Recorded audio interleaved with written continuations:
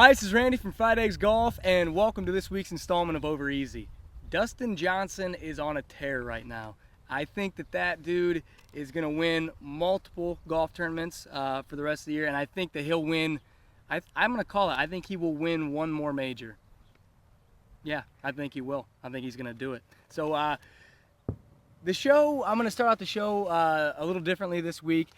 For those of you who don't have a chance to interact with me on Twitter, that's for whatever reason. Maybe it's because I'm of that age. That was the social media platform that I've really grasped onto as far as being able to share my videos, share my content, and put out little funny clips every now and then. So if you don't follow me on Twitter, you should. If you have a Twitter account, why not? And you visit it regularly and you want to get updates on what's happening with me, what's happening, well, in the golf world on the show, because it's easy for me to send out a tweet as opposed to make a video. So I tend to share more often on there if you're looking for content. But just to give you an example, if you follow me on Twitter at Fried Eggs Golf, you've already seen this.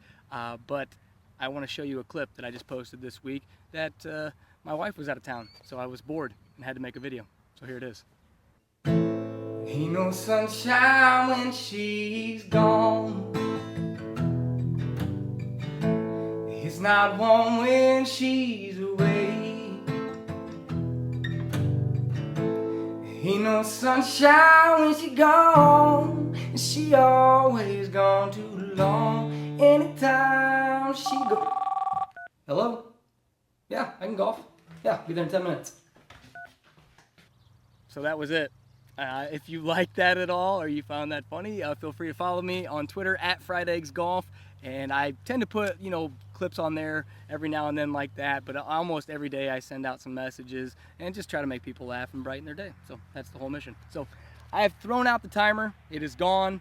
You guys have convinced me that it is not worth it. I just want to go through the rest of the questions I have here on this sheet, and we'll visit new questions hopefully next week. I don't think I mentioned it on last week's video. Please put in the comment section below any questions that you have, anything you guys want to talk about, anything you want to discuss that's golf related. That's where you put it, and that's how it gets on the show. So no more delay, we're gonna start the questions. Alexander Schwartzbart, another question, well, a question for Over Easy. Which player or putter type fits a cross-hand putter grip?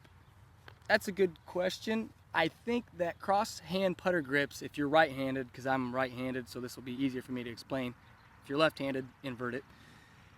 If you are a traditional putter right hand, you have your right hand low, left hand high, and what he means by cross-hand is you do left hand low, right hand high. I find this benefits players that are left-hand dominant. Not left-handed, but left-hand dominant, meaning that that's their, like Phil Mickelson, he's right-handed, but he plays left-handed. So if your right hand is the hand that takes control of the club, I tend to be more of a left-hand dominant player, even though I highly depend on my right hand as far as dexterity is concerned. But I tend to, in the golf swing, I feel like my left hand and left arm command most of what's happening. So left-hand dominant players will benefit from a cross-hand putter grip. And also, I think that people that are trying to get rid of an overactive right hand, if you go to a cross hand, that left hand can help guide that and quiet that right hand down. My opinion, not sure if that makes any sense at all. Zach McClish, have you ever tested a personal launch monitor under $300? Do they work or are they all junk? No, and I had some feedback on a video. It was a couple videos back. There was a question on there about launch monitors and which ones are worth the money and which ones aren't. And there was actually a lot of good comments on there. I should have read this question beforehand and brought those to this, but I think you can find them on Amazon. You can Google them, obviously. I haven't tested them personally, so I can't speak for their how they perform, but if you guys can help Zach out, put it in the comment section below and let him know some monitors that you've tried out that you can take to the driving range and give you some feedback as far as launch angle, spin rate. The only ones that I've used are the Flight Scope, the Game Changer, and I've used a little bit, not personally, but just in demo days and stuff with TrackMan. And those are really your elite, top of the line. Those are going to cost you thousands of dollars. And I haven't seen somebody come out yet with one in that under $500 that really has wowed me enough to purchase one to try it out. So let Zach know in the comment section which ones you tried and which ones are good and which ones are not. Juan L. Baptisto. That's good. Great vids as always. At what level handicap do you think investing in a rangefinder makes sense? I play off a 10. Do you think it's wise to purchase? Yes, immediately. Buy it now. It will give you instant feedback how far you are away from the green, and anytime you know the distance and you practice enough on the range to know how far your clubs go, this is valid information. And stuff with rangefinders is they're not that expensive, especially the point and shoots, and you have some I think they're around $100, $150 for the GPS watches and the ones you clip on your belt that are GPS systems. They all work fine. It's really about personal preference, what you like to use. I personally use a Bushnell rangefinder, and absolutely, I mean, a beginner golfer would benefit from knowing how far he is away from the hole, because when he hits a shot and he knows how far it went, he can use that information for future holes and that he has the same distances. So get one immediately. But as far as GPS or laser rangefinder, that's personal preference, what you think suits your game. Michael Stott, hi. What would you choose? A mint premium lake ball, let's say a Titleist Pro V1, or a new mid-priced ball? Please keep in mind in Germany golf balls are way more expensive than in the US. I would choose a used urethane golf ball over a brand new Sterling golf ball any day of the week, because urethane is the material the cover's made of, and urethane spins a lot more, and it gives you a lot more control and feel around the greens, and it enables you to control your shot distances a lot better. So I would take a Lake Pro V1 all day over a brand new boxed Sterling golf ball. Absolutely. Chuck Martinez, what are your US Open predictions? I'm sorry, Chuck. This is you asked this 3 weeks ago, which was before the US Open, and I did not get to your question. But if you watch 2 weeks ago's episode, 2 weeks ago's episode, I actually predicted my US Open prediction was Dustin Johnson, and it was correct. So sorry I didn't get to that sooner. I did actually give my answer before you asked this question, but I didn't get it on the show in time to put in my US Open one. Sorry. Tim Palin, I'm looking at changing to a different brand of golf ball this year, and I got a lot of good feedback on the Vice golf balls. What are your thoughts on them, if any? I've not had a chance to try the Vice golf balls. However, I've heard good things about them, and I can't say one way or another whether it's a gimmick or whether they actually perform well and they're a valid piece of golf equipment. But try it out. I would get a dozen of them, get a sleeve of them, whatever quantity that you can get your hands on, take them out to the course, and even a chipping or putting green, and hit some chips and putts, see how they respond, and then take them out onto the course and play with them and decide for yourself. And I'd love to hear, what you get. I don't have access to those at the moment, so I haven't had a chance to try them out yet.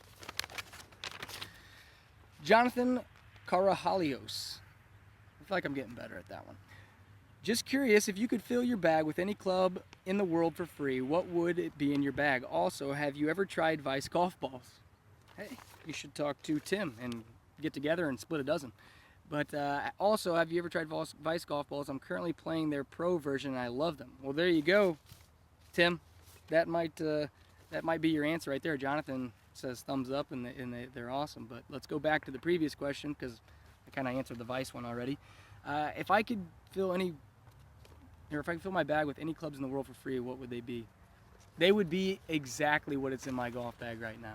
And I'm not just saying that. Every piece of equipment that's in my golf bag, I have tediously picked out, and I've got fit for them. They're all dialed into my specs, and I absolutely love what currently sits in my bag, which you can watch my latest What's in the Bag video. I'll put a link up here in the corner and put one down in the description as well. And you can click on that, and you can watch what's in my golf bag, because right now, love my putter. I just got that, and I'm actually out here at Cherry Hill Golf Course, and I'm practicing putting, or at least I was before I started shooting this video. I have my new Ping Karsten putter, TR 66 Answer 2 model. I have my Mizuno MP5 wedges, my MP15 irons, Callaway X Hot Hybrid Pro, TaylorMade M1 fairway wood, and my Callaway Big Bertha Alpha driver, and absolutely love it. I wouldn't change a thing right now, so I'm currently satisfied with what's in my bag. Cropped asked, ball compression, what about it? How does it work? Slower swing speeds, faster needs a, slower swing speed need a, faster swings need a, fill in the blank. Are the Pro V1, Chrome Soft, etc. low compression golf balls? And I was talking to somebody, I think in a comment section earlier, about compression in golf balls, and I need to find a method or a device that measures compression efficiently, because there's just no information, at least no consistent information on the internet that I could find, where it's like you take every golf ball, you measure the compression that are current models, and you put it out there. For whatever reason, ever since balls stopped being wound, manufacturers stopped caring about printing compression onto the box, at least the majority of them. Now, when you talk about slower swing speeds, typically benefit from a lower compression golf ball. It allows the ball to compress more, to spring more off the face, and from my club fittings, I've seen a little bit more distance. Now, with faster club head speeds, typically a harder compression will help launch the ball off the face a little bit better, get you a little bit more distance. Pro V1s typically, I think 75 to 85 nowadays. I'm not 100% sure on that. Now the Chrome Softs are down in that 65 department, so there's a lot softer compression golf balls, seeing a lot better distance on slower club head speeds that can play a premium ball now and actually compress it and interact with the core. And lower compression golf balls like your Duo and your Super Softs, they're down in like the 30s now, 29 I think, and those are perfect for lady golfers, senior golfers that need to pick up some club head speed. So the sun is setting. I need to get going because they're trying to kick me out of here. So I appreciate you watching the video. Thumbs it up. Subscribe to the channel as always. Once again, put any questions or comments down in the comment section. I love to read them. I would love to put them on next week's episode. So put them down there. I promise you I'll get to them when I get to them. But until then, thanks for watching, and I'll see you later.